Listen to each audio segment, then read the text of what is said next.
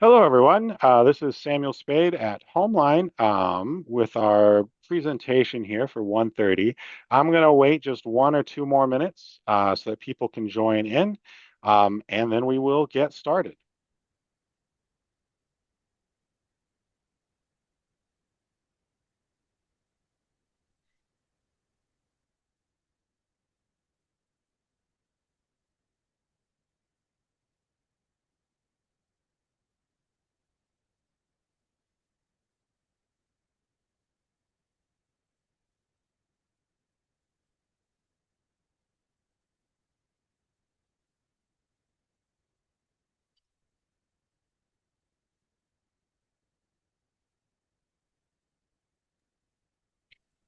Okay, looks like we have a lot of people joining us, and so I'm going to get started here.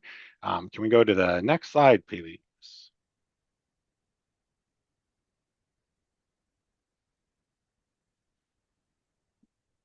Thank you. So what is Homeline? Homeline is a statewide nonprofit organization. We provide free legal, educational, and advocacy services to Minnesota renters. We have a confidential hotline that provides legal advice to residential tenants in anywhere in Minnesota in 4 different languages: English, Spanish, Somali, and Hmong. You can see all 4 of the language hotline phone numbers here on this slide. If you call this phone number, the entire system will be in that language. You could also call the English hotline with any language, but the voicemail and all of that stuff will be in English. You can also email us if you are a residential tenant and you have legal questions about the place that you are renting at homelinemn.org/email, or in Spanish as well. Again, these web pages will be in their respective languages, English and Spanish, but you can also email us in any language, if Spanish, Somali, Hmong, English, and we will send it to the right place. All right, next slide. And then we've got some housekeeping things coming up here. You should all have been given a notice saying that the session is being recorded and will be available on Homeline's website in a few days. You'll be able to watch it all. If you have questions, please ask questions through the Q&A function located at the bottom of the Zoom window. There is also a chat, and I will be trying to monitor the chat, but we may not see questions if you ask them there. So again, for questions, please put those in the question and answer tab. There should either be a box for it, or you might have to click more and then select questions and answers. And then could you advance the slide 2, please, Melissa?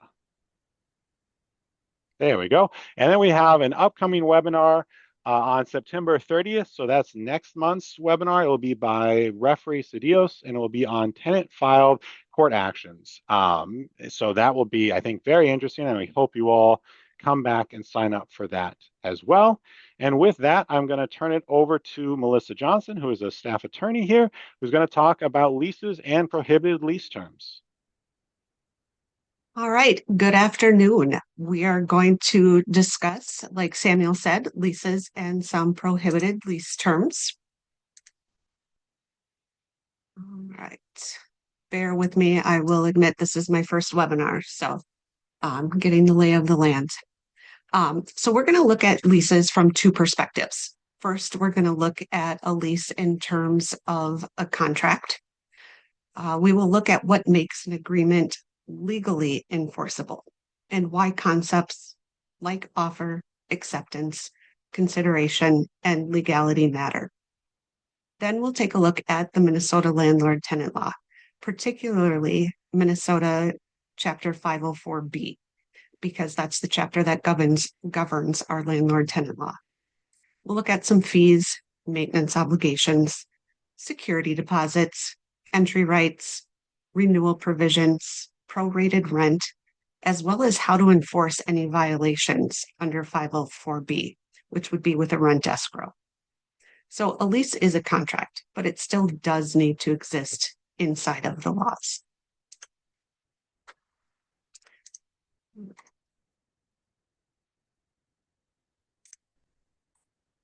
There we go.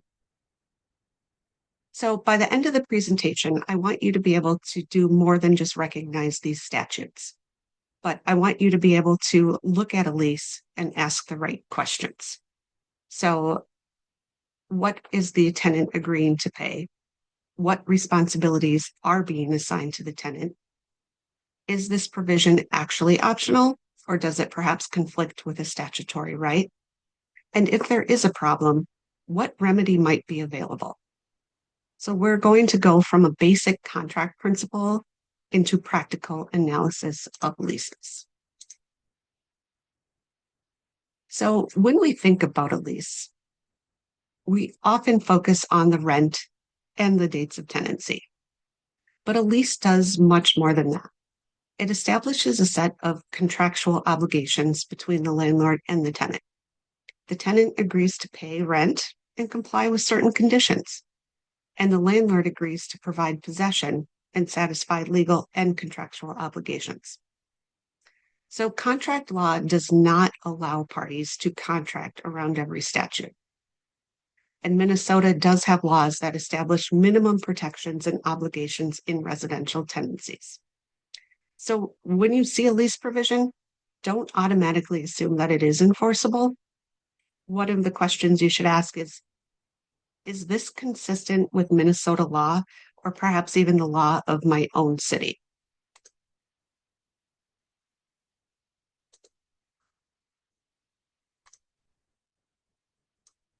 So let's start with contract foundations.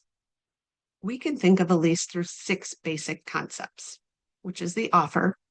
One person wants something, another can fulfill it. Acceptance. Both parties agree to the terms.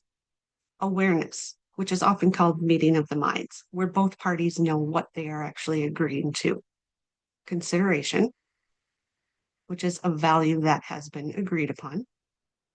Capacity, which is the legal capacity to enter into an agreement. And then a legality. This contract does have to be subject to any applicable laws. So understanding these elements will help us understand why a lease works as a contract.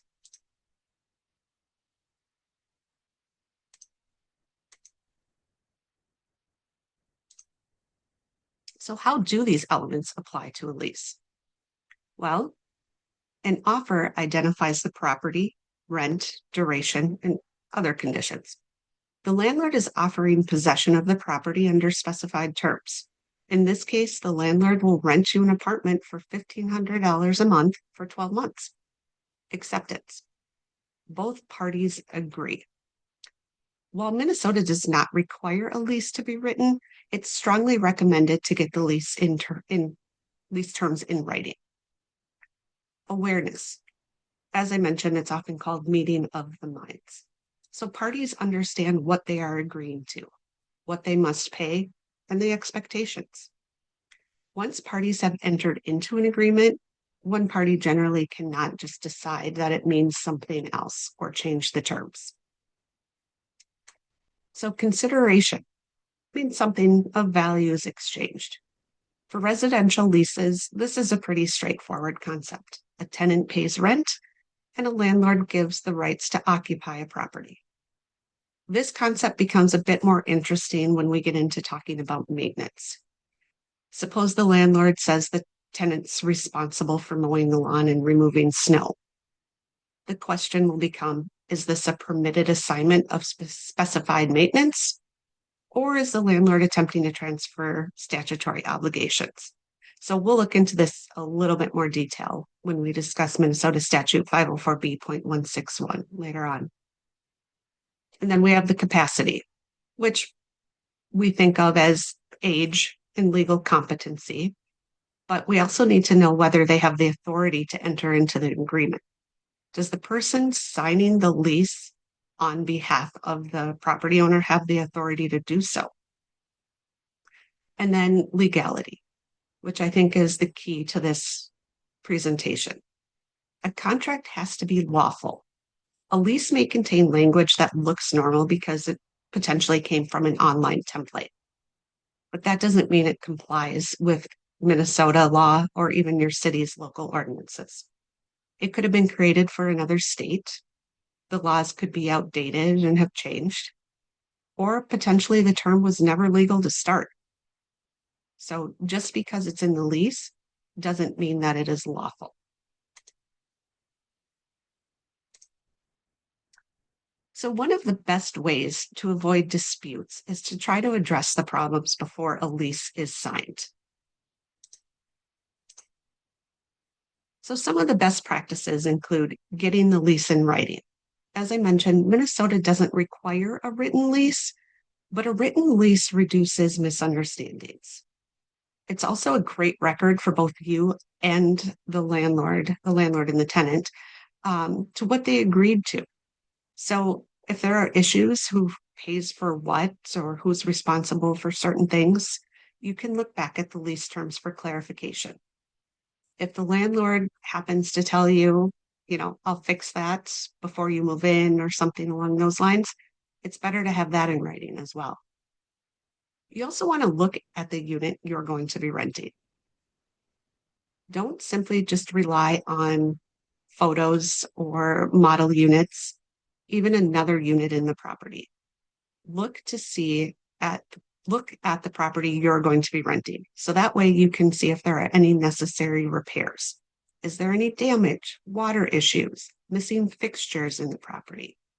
If something needs to be fixed, ask who is going to fix it and when, and document that with photos or texts or anything. So if there's any disagreement later, you have record to look back on. Be practical. Test out your unit. Turn on lights, flush toilets, check heat, AC if it's included in there, and look at your appliances. If something doesn't work at this point, don't assume it's going to work when you actually move in. So ask the landlord about it and document it, because the goal here is to create a clear record of the condition of the property at the start of your tenancy. And rental licenses. So rental licenses are not applicable to everyone, and they're often a local concern. So some cities have licensing requirements, while others have inspection or registration systems. I encourage you to check with your particular city if you have any concerns about licensing. Now we're getting to an important recent lease requirement in Minnesota: prohibited fees.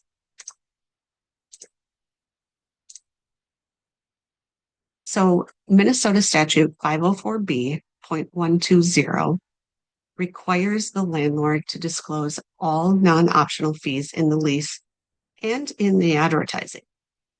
So the total rent plus non-optional fees must be identified as total monthly payment on the first page of the lease. The law also addresses whether utilities are included or not. It's important to note here that the landlord does not need to include the amount of utilities. They just need to make sure the tenant is aware if they are responsible for paying for those utilities or if they're included in the rent. Why is this statute so important? The goal is transparency. A tenant should be able to determine the actual mandatory monthly cost of renting a unit. So here are a few examples of both optional and non-optional fees. I'll let you take a look for a sec. So we have pets, except for emotional support animals and service animals, parking spaces, and storage. Non-optional fees are the portal fees, admin fees, amenities, internet, landlord charged utilities. Again, the amount is not needed, just that the tenant has to pay them, and lease processing fees. So one of the things to note is that renter's insurance is on both sides. If a landlord offers a policy or a third-party program that you can choose to join or decline freely, it is optional. But if a landlord requires you to have coverage and buy their specific group policy or program without allowing you to purchase your own policy, that is not optional. So this is where the word optional does become important. Don't just look at what the landlord calls a fee, but ask whether the tenant has a choice. If a tenant can decline a parking space, that's very different from a mandatory administrative charge. Or if a tenant can decline a service entirely, that's a different fee from every tenant must pay something. So, can the tenant say no? If the answer to that is no, the fee may be non optional and subject to disclosure requirements. So, let's put this in practical example. Suppose you have been scouring advertisements and you found this great apartment for $1,500. That's what the advertisement said. You go to take a look at it. It's an amazing location. It's beautiful, fits into your budget. Well, then all of a sudden you discover there's a $50 administrative fee, $25 amenity fee, and a $50 mandatory internet charge. Well, your rent's no longer going to be $1,500, but $1,625. That is an additional $125 a month above your budget. So it puts a tenant in a very tough position. Can you stretch your budget, or do you need to start your search all over again? Disclosing fees allows the tenant to understand their total financial obligation from the get go. And it hopefully avoids both tenant and landlord wasting their time and energy to look at spaces or deal with tenants who might not be able to afford certain properties. Hi, Melissa, we have just a couple questions, so I'm going to jump in here. One, I'll just answer because it's really more of a comment, but it's my understanding is that 504B requires written leases for buildings with 12 or more units. That is correct. For larger apartment complexes, state law does require it. Just in general, there isn't. Also, I mean, if we're trying to be as complete as possible, many subsidized housing leases are required to be in writing. Mobile homes are required to have written leases. And some cities even require written leases. So when Melissa was talking about, checking with cities and city ordinances, this can also be required by some cities, or a city may require some aspect of a lease. A very common one is the crime-free lease addendum to be in writing. And then there are also things that state law requires to be in writing, some of which we'll talk about in future slides. So yes, while in general verbal leases are allowed, there are actually exceptions to that, and in some cases a written lease may be required. Then I have another question here, which is what if the rental license has lapsed? Would you like to take that one, or would you like me to take that one, Melissa? I will let you handle that one today, All sir. right. I do take most of the rental license questions here at Homeline, so that's why I asked. Rental licenses are a bit tricky. They are city ordinances, so there's no state law that deals with or that requires a landlord to have a rental license. They're done on a city by city basis. Every city ordinance is a little bit different. A lot of cities, of course, are very similar. They see what one city is doing and they copy it, but change maybe a few things here or there so that it works for them. But what this means is that because every city ordinance is different, you can get very different outcomes uh, depending upon what city you are in. And you may not know because if there haven't been court cases about your city's specific ordinance or your client's city's specific ordinance, it may be up to the judge. The judge may be reviewing that city ordinance for the first time, and then they have a decent amount of leeway to interpret the city ordinance and figure out what it means in that specific context. That said, there are some cities, and I would say some general guidelines that are pretty standard. In Minneapolis, for example, if there's no rental license, no rent is owed. This is true for basically any reason. If it lapses, if the landlord doesn't renew it, the landlord never gets it. If the building changes ownership and the new landlord doesn't get it, if there's no rental license, there's no rent is owed. Further, the city ordinance says that the landlord shall not keep or retain rent. So there's an argument that any rent paid while the landlord is unlicensed has to be returned. This is disputed frequently by landlords, and the courts have gone both ways on it. But often, if there are other repair issues or things like that, the courts will order the landlord to return rent. A bunch of other cities have said similar things. Bloomington, Alexandria, Minnesota, two examples that I can think of off the top of my head. But again, it really does depend on the city. There's a Court of Appeals case, for example, that says in Egan, it's not really a rental license ordinance, it's a rental registration. And so it doesn't matter if the landlord doesn't have it. So it can vary depending upon where you are. And it's important to look at the city ordinance, to look at the case laws, to see if there is any case law on that city ordinance and go from there. And then we have one more question, which is, do you have any authority for portal fees being a non-optional fee that has to be disclosed on the first page of the lease, and importantly, any advertisements? Landlords claim it is a third-party fee that does not have to be on the first page. Melissa? Um, Argument is if it is a non-optional fee, it has to be on the first page.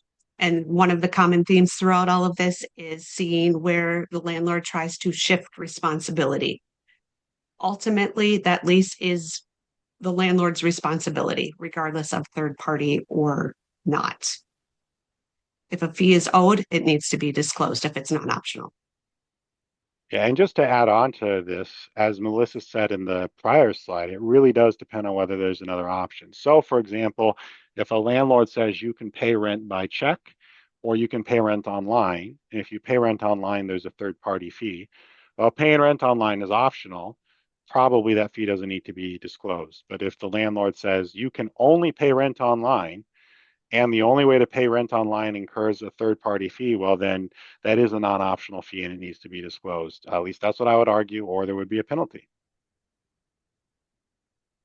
And I think that is all of our questions for now, but those are great questions. And again, just feel free to ask questions as we go and we'll stop and answer them as they come in. All right. Let's go to, so these are some common fees that we have seen in leases. Includes pest control, bed bug fees, maintenance, utility service fees like Home Service Plus that's offered through Centerpoint, I believe, snow removal, lawn care, cleaning fees, and painting fees. So what do these all have in common? Well, when you answer that question, you need not only ask, does the lease say the tenant has to pay these? But you also have to ask, who has the underlying legal responsibility for these issues? As I kind of just talked about, if the law places an obligation on the landlord, a lease provision cannot necessarily transfer that obligation to the tenant. And that's where Section 504B.161 comes in and establishes several landlord covenants. Among other things, a landlord must keep the premise and common areas in reasonable repair, maintain applicable healthy and safety requirements, including pest control, except where the disrepair or conditions are caused by the tenant's willful, malicious, or irresponsible conduct. The landlord cannot shift responsibilities onto the tenant. So a lease cannot eliminate a statutory landlord obligation simply because it says. So the pest control is a great example here. So imagine that a lease says the tenant's responsible for pest control under any circumstances, or even let's go back and they charge a pest control fee of $5 a month. Well, Minnesota law places that responsibility and obligation of extermination or pest control on the landlord, with that exception of when the condition was caused by the tenant's willful, malicious, or irresponsible conduct. So when we look at this lease, and does the tenant pay? We need to ask what caused the condition and what does the statute require? The statute does not allow the landlord to shift that responsibility to a $5 monthly fee, even if it is disclosed on the first page. It goes back to it is not allowed by this statute. So I just finished saying they can't shift responsibilities onto the tenant, but not every maintenance responsibility does have to remain with the landlord. So the statute does allow the landlord and tenant to agree that the tenant will perform specific repairs and maintenance. It's typically what we see as lawn care and snow removal. So there are requirements that it must be supported by adequate consideration and set forth in conspicuous writing. This also doesn't mean the agreement cannot waive the landlord's obligations or relieve the landlord of duty to maintain some common areas. So the big question we get is, what does adequate consideration look like? We see this lease clause quite often, which is the first one, where it says the tenant acknowledges receipt of adequate compensation reflected the amount of rent. Now compare that to the scenario below. Rent is $1,500, but the tenant agrees to provide lawn care and snow removal in exchange for a reduced rent of $1,400. The first simply parrots the statute, but it really doesn't say anything. We don't know what the compensation is. Back to the elements of a contract. Where's the consideration? We don't know what that is. So when the tenants, what is the tenant receiving in exchange for taking on this responsibility? The scenario below is pretty plain. It doesn't include the legalese of the statute, but it is clearly conspicuous writing and states the compensation. We can identify that exchange. The tenant will provide the maintenance and the landlord provides a $100 monthly reduction in rent. Security deposits are another area where we see blanket charges or fees that can cause problems. So these are some automatic fees that we've seen included in leases. Cleaning fees, professional carpet cleaning, painting and touch-up fees. One of my favorites is the redecorating fee and an automatic repair or replacement charges, which we'll see on the next slide with a price list. So Minnesota does allow a landlord to withhold from the security deposit amounts reasonably necessary to resolve the premise to the condition at the beginning of the tenancy. Ordinary wear and tear is expected. This means we actually have to look at the condition of the property, not just blanket fees. So automatic cleaning or painting charges might not accurately reflect what happened in a particular tenancy. So rather than just look at the lease and accept, is there an automatic cleaning fee? We need to go back and look, what was the condition of the property when the tenant moved in? And what is the condition of the property when the tenant moved out? So many leases will have price lists like this. They show a repair and a minimum charge. Now, as stated, the landlord can deduct for actual damages beyond normal wear and tear, but they will need to show the cost of the item. And sometimes that will be literal receipts. So for example, landlord goes to the local big box hardware store and purchases a sink strainer for $3.99. They cannot charge the tenant the minimum of $10 listed on the bottom of the first column. Actual charges is what we have to remember. So a real useful real world example comes from the Minnesota Attorney General's office. They investigated housing hub security deposit practices. Tenants were charged for items that are part of the regular turnover process, kind of what's normal cost of doing business as a landlord. They were charging for professional carpet cleaning when it wasn't warranted, replacing light bulbs, batteries, and filters. A landlord cannot treat ordinary turnover costs as tenant-caused damages.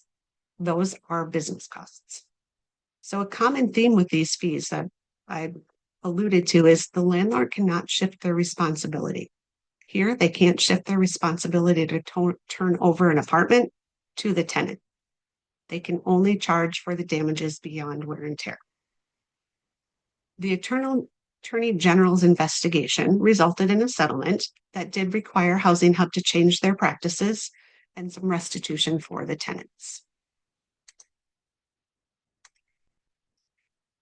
We'll look at some other prohibited lease terms. Actually, if you'll let me jump in, we have a Yes. question, I think, related to that last slide or the last section of slides here. And I'll read it out here just in case anyone is just listening. But what if the clock is ticking after giving a 14-day notice to apartments due to repairs? I'm going to paraphrase this a little bit. There infestation of bugs or other animals. Um, what is the tenant's solution at that time in dealing with repairs? Rent escrow, and that we will talk about at the end. The remedy for majority of these violations in 504B are going to be with a rent escrow, what we're talking about today. So if you can hold until the last one of the last slides, that would be helpful because I was going to talk about it, or we can dig into it now. I don't No, know I what think other questions there are. let's hold to the last slide Okay. there. Okay. So some other prohibited lease terms is prorated rent, early renewal, privacy, and security deposits. So 504B.116 is an example of a statutory rule that cannot be waived by contract. So when a lease ends at the last day of the final month, the rent for that final month must be prorated based on the average daily rate for that month. The tenant pays only or pays for the days that occupancy is allowed. And the statute again expressly states that any attempt at contractual waiver is void and unenforceable. So if the lease states tenant agrees to pay for the full month, even when possession ends early, that clause does not override the statute. So let's look at this in practice. At the bottom of the slide is actual lease language. Um, Rent for this property is $1,500, by the way. So the ending of the lease is June 30th, yet the lease states the ending possession date is 10 days prior, June 20th. Nowhere in the lease does it state rent is prorated and the full month of rent, $1,500, is still to be expected for that entire month. So let's do some math. $1,500 divided by the number of days in June, 30. So it's $50 a day. 50 times days of occupancy is 20. So the tenant should only be paying $1,000 for that month of rent. To note that it is important to look at the last month the lease expires. We simply can't divide rent by the annual rent by 365. So June had 30 days, so we divide the rent by 30 days.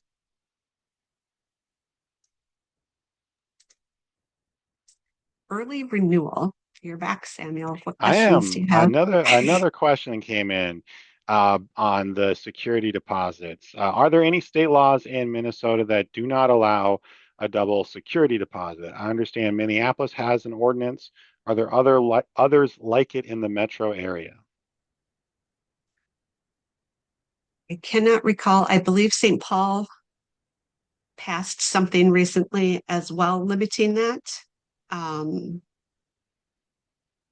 a lot of new things just took place August 1st. So I'm not up on them as I should be, to be quite honest. But I know St. Paul did that as well. And I'm not sure of any other or city ordinances. Yeah, St. Paul is the only one I can think of right now off of the top of my Yeah. head. But I mean, there are a lot of cities in Minnesota. I don't know the exact number, but there are a lot of cities in Minnesota, and we obviously don't know the city ordinances for every city, and we wouldn't expect attorneys to or landlords to necessarily, or tenants to. So it's the type of thing that you definitely should. Um, Whether you're an attorney or a landlord or a tenant, be looking at your city's ordinances. Most cities that have these requirements make it very easy to find. Both Minneapolis and St. Paul, for example, have this information easily available, and probably any other city does as well, or you could call the city to find out. But this is part of why it's important to check with your city and the city ordinances to find out if there are specific ordinances and rules that apply to you, because many cities have those.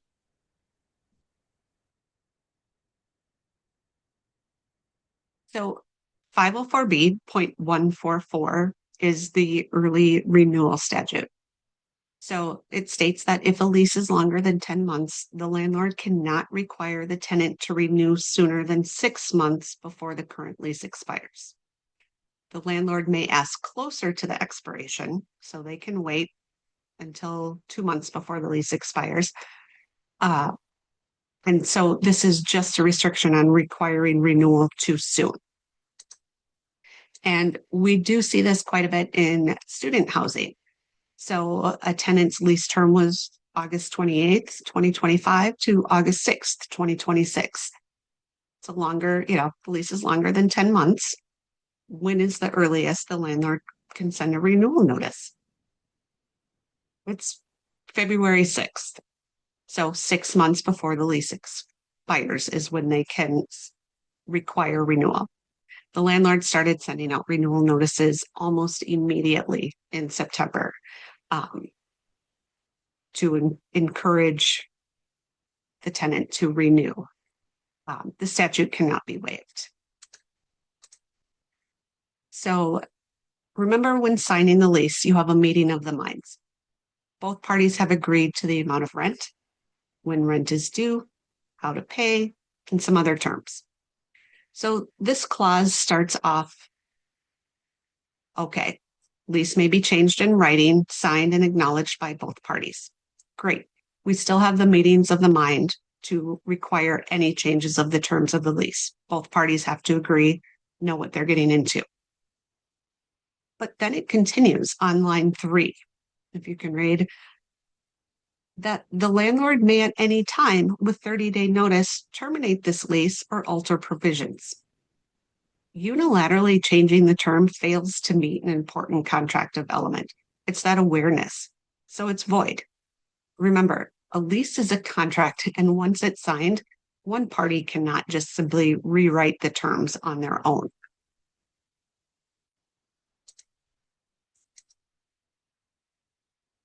So the right to privacy. Minnesota gives tenants very specific privacy protections under 504B.211. The landlord or their agent has to give 24-hour notice before entering for a reasonable business purpose. Entry is limited from 8 a.m. to 8 p.m. unless the parties agree otherwise. There is an exception for emergency situations, and this statute cannot be waived. So I'm not sure if you guys see the issue with this clause. I'll give you a second to take a look. Line 3, with or without notice. The resident agrees to permit landlord to enter the unit at any reasonable time with or without notice. So just because it's in this lease does not mean it's legal. The landlord does still need to give the 24-hour notice. The tenant did not waive that right by signing this lease because this statute cannot be waived. And just a quick question for you on this. What is the penalty for violating the tenant's right to privacy or a violation of 504B.211? Each violation is $500. So it can add up pretty quickly if the landlord chooses to interpret the statute in their own way. Yeah, and as you just said, it doesn't really matter what the landlord put in their lease. The statute is going to control, and those penalties can apply.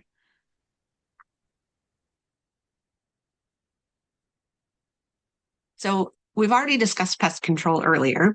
So the landlord, again, cannot shift their responsibility to this tenant, except when the disrepair has been caused by willful, malicious, or irresponsible conduct of the tenant. This clause shifts the blame regardless of the tenant's actions.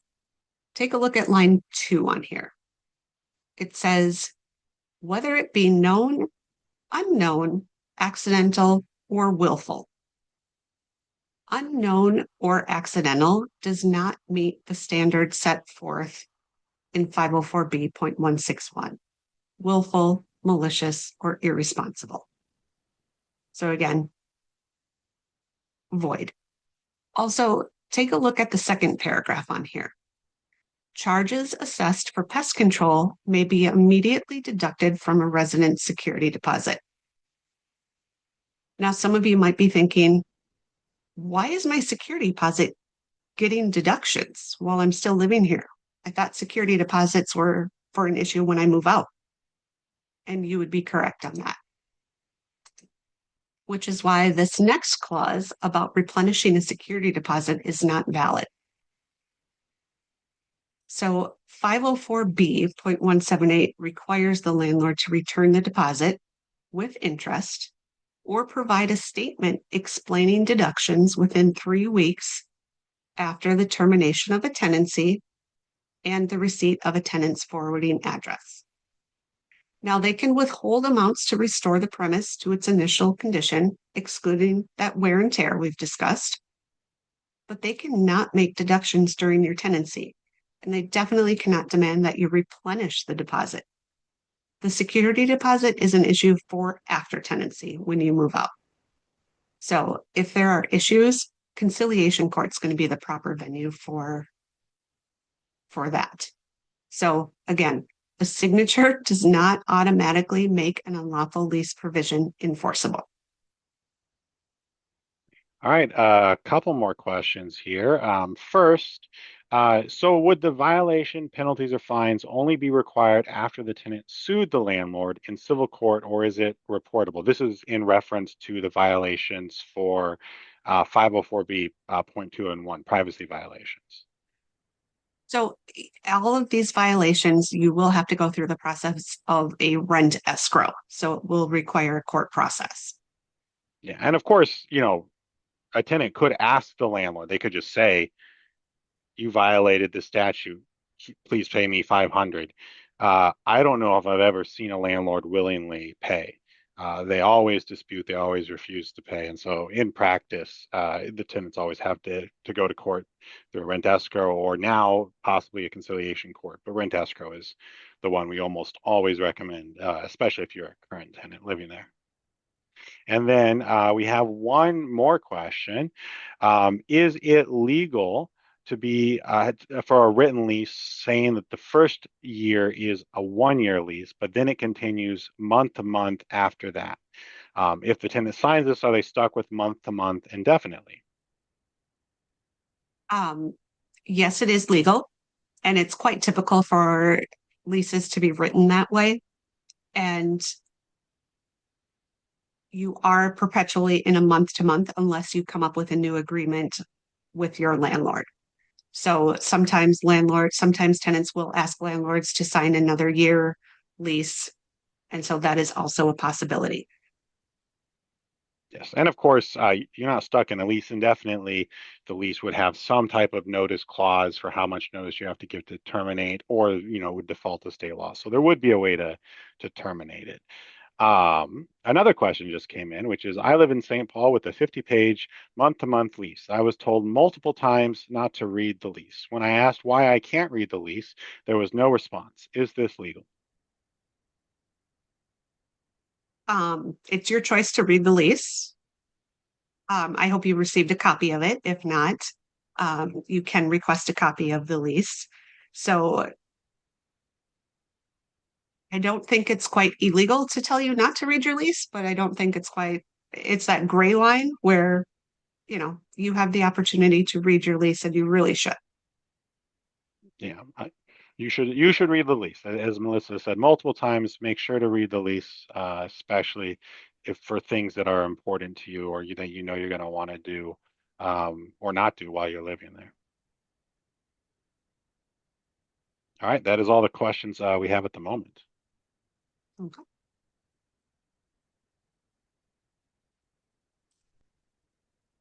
All right. So what do you do if you see these terms? Again, going back to why you need to read your lease. What do you do if these terms are in your lease? If you're a landlord watching this, remove these terms, please, and just become current with Minnesota law.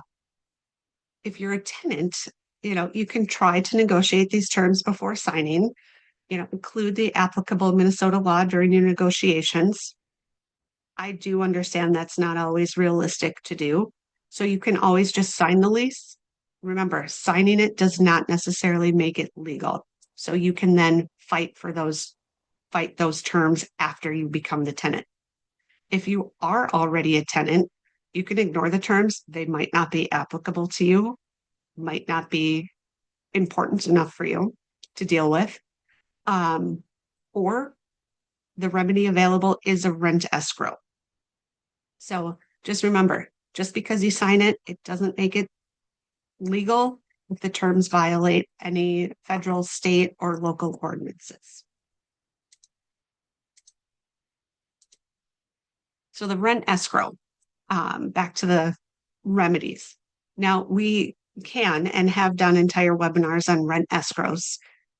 So this is going to be a very basic uh, overview of 504B.385, which offers a statutory procedure for almost any violation of 504B, which is where a lot of these landlord tenant laws live. So as a tenant, it doesn't mean you stop paying your rent. So there are the procedures that need to be followed. As someone asked about the 14-day notice, you do have to give your landlord a written notice of a repair or violation and allow them 14 days to remedy this issue. So for privacy violations, it does seem a little bit silly because they cannot go back and not have that privacy violation. They've already violated it, but it's a requirement under the statute. If they don't remedy the situation, that is when you can file with the court. So when you go to file for court in the court, if your rent is due, you pay your rent into the court and they put it into an escrow account. If you happen to file on the 15th of the month and your rent isn't due until the 1st, and your hearing isn't until the next month on the 3rd, you pay your rent into the court when it is due. One thing to note too, you do have to be current on your rent in order to file a rent escrow. So paying your rent into the court will protect you from any late fees and potentially evictions for non-payment. You will then get a hearing. Make sure you attend. You don't want to go through all of that work and time only to miss the hearing and have a default against you, a default judgment, because you didn't show up. While you're in court, while you're there, the court generally determines the proper remedy, and it can be repairing the situation and sometimes compensation, but certain statutes do have built-in damages.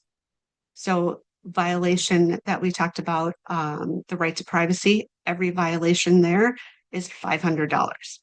It adds up pretty quickly if, again, you have landlords who interpret the statute in their own way.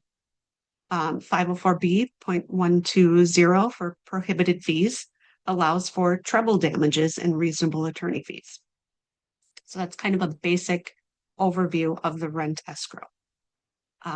For privacy violations, if you are no longer a tenant, conciliation court would be the option there.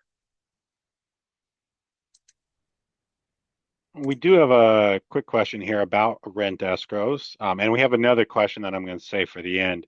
But the question on rent escrows is, do you have to put your rent in escrow with the court in order to sue the landlord over an illegal lease term or violation? Can you continue to pay the rent to the landlord while also seeking legal action, presumably through filing a rent escrow?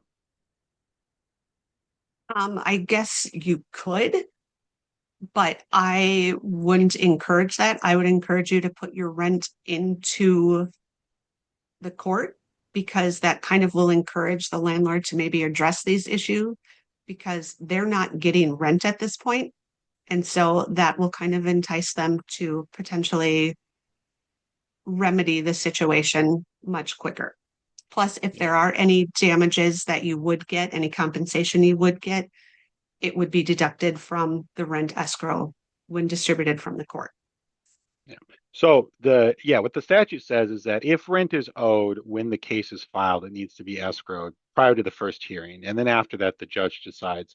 Which means that if you were to file, on the first or like right before the first, you would have to escrow the rent for that initial hearing, and then the court could say something later. But if you don't want to escrow the rent, then you could wait until after the rent is paid. Like you could wait till the rent is paid on the first, and you can then file the rent escrow on the second, and you'll get in front of a judge almost certainly well before rent becomes due, uh, and then you won't need to pay. And then, as Melissa said, it's a strategic decision.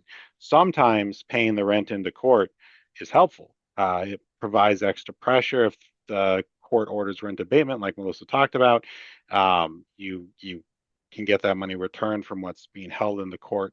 And sometimes it's just more of a hassle. And you say, all right, what we're really fighting about here are these lease terms. So let's just set this up so we don't have to escrow the rent. And we can just talk about the lease terms in court.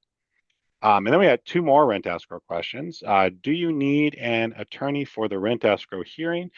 I'll just answer that one very quickly. The answer is no, you don't need an attorney.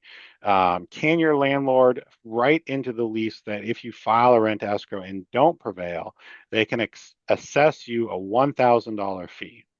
Melissa?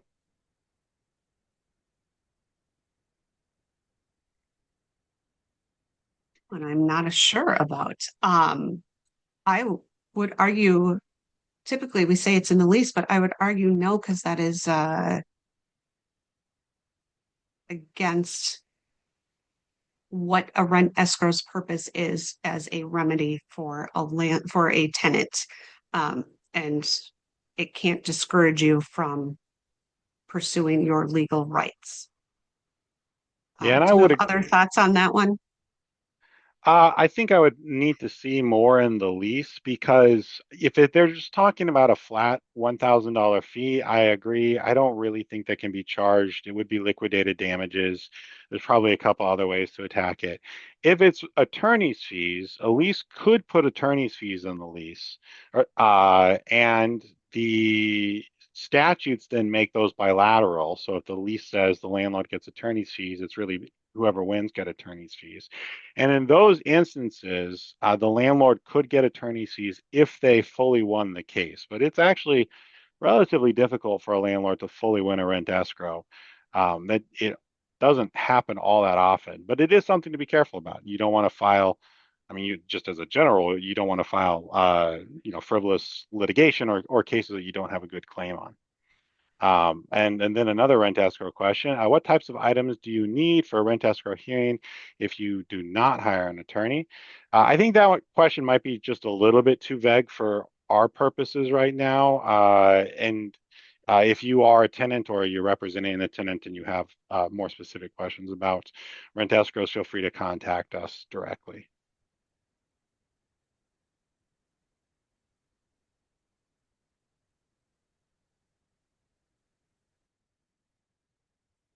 Okay. So some main takeaways here as we kind of wrap up.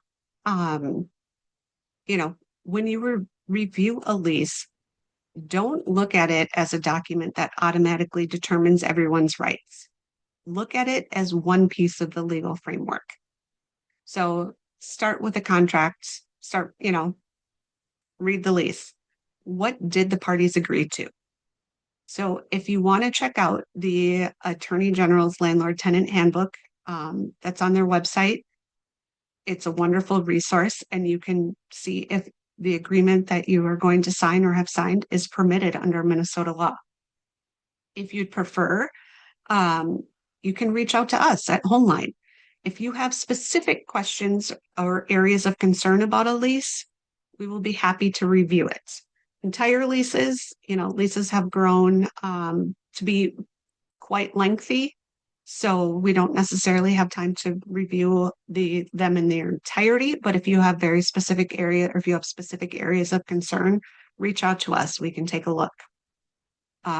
You're going to ask yourself, is there a violation? If there's a violation, what evidence exists and what remedies do I have available? So that goes back to why you need to document everything, the conversations, the repairs, the damages, move in, move out inspections.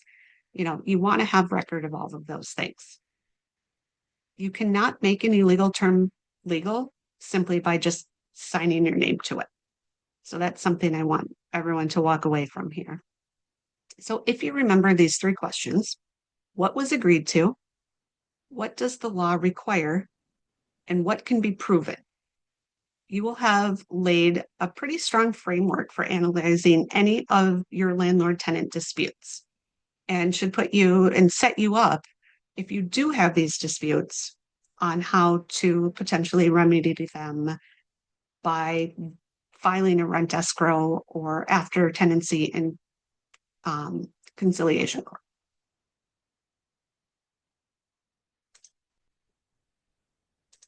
All right, we have a number of questions. I'm going to get to the pre-submitted questions first. So when you sign up, there was an option to submit a question, and I'm going to start with those, but then I will also get to the other questions that we've been asked in the question and answers feature. So first, can a lease prevent me from having a roommate or partner in a one bedroom? Um, Potentially, you have to look at the lease language there. Um, I think the concerns would be occupancy, and that might be based on the city ordinance. And then we had a question, which I think we already answered, are perpetual month-to-month leases legal? Again, the answer to that is yes. They're actually fairly common. And then another question, can a landlord run a free laundry off a tenant-paid electric? Or what about a dehumidifier in the basement? That is going to be utilities, which is 0.216. And that is going to be a different topic. And altogether, utilities are quite complex, but no, under 216, the landlord you cannot be responsible for shared utilities.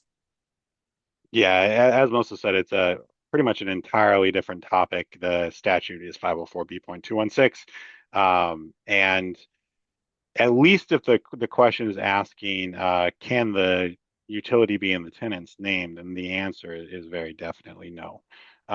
If they're trying to pass along the fee in some other way, it would depend maybe on how the lease is written, but that would be a great question to like send in directly to the hotline.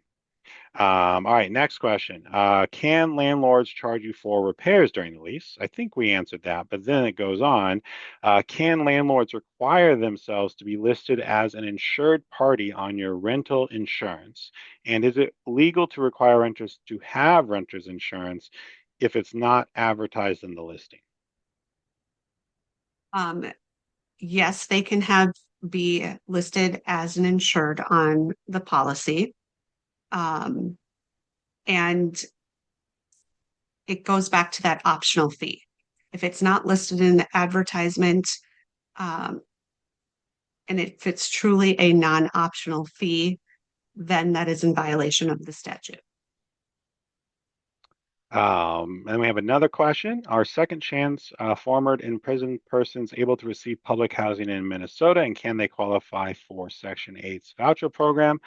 The answer to that question is not really what we're talking about here, and it's also somewhat complicated.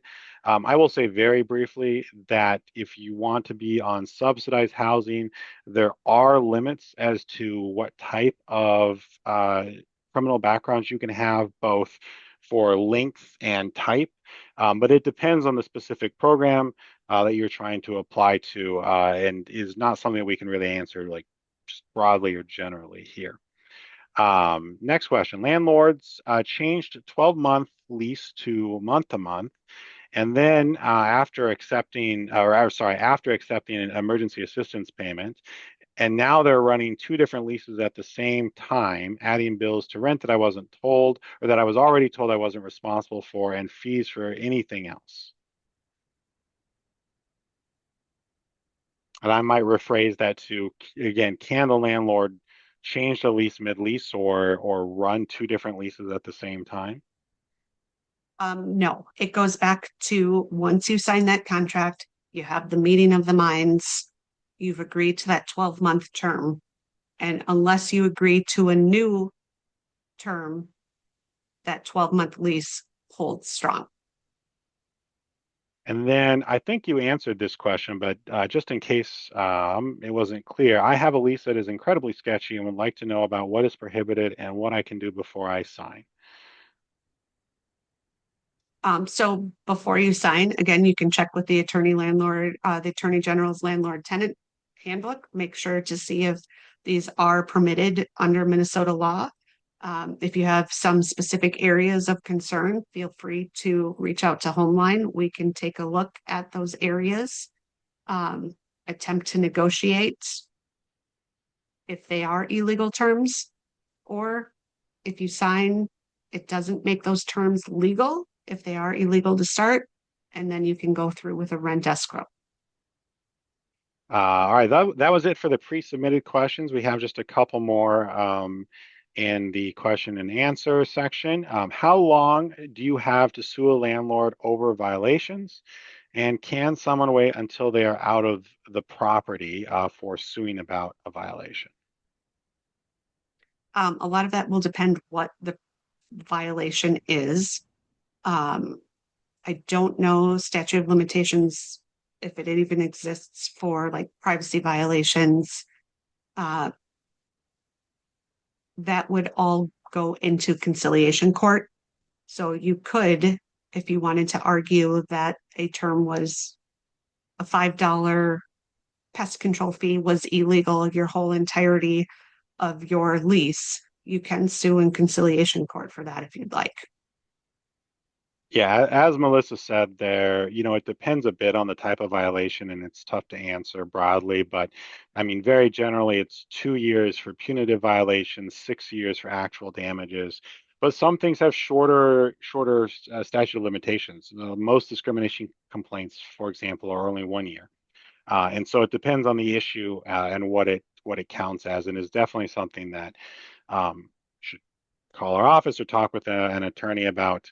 Because even beyond statute of limitations, there's also stuff like losing evidence and just not being able to prove things. Like even if in theory you can sue for security deposit, for example, 5 years later, practically you might not be able to. There might not be evidence. There might not be other things. So you don't generally want to wait too long.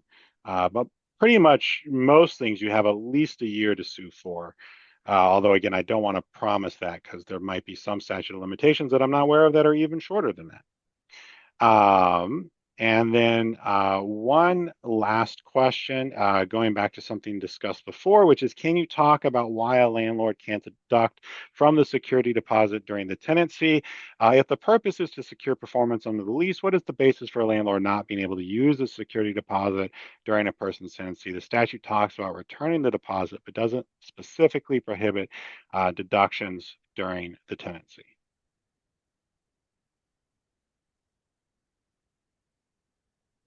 That one, I don't have the exact language up in front of me. I don't know if you do.